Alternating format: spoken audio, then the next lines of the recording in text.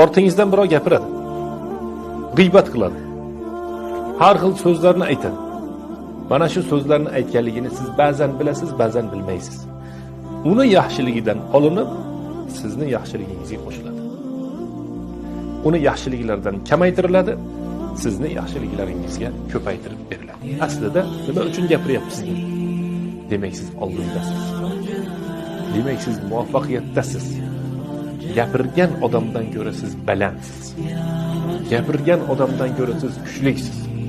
Gapirgan odamdan ko'ra siz inshaalloh taqvodan birga yashaysiz. Nima uchun gapiradi? Hasaddan gapiradi. Ko'rolmaslikdan gapiradi. Qiynalgandan gapiradi. Oddiy insonlarning ortidan gap kamroq bo'ladi. Shuning uchun biz Alloh taologa hamd va sano aytishimiz kerak. Bu ortimizdan gapirayotgan insonlarga umuman e'tibor qilmasligimiz kerak.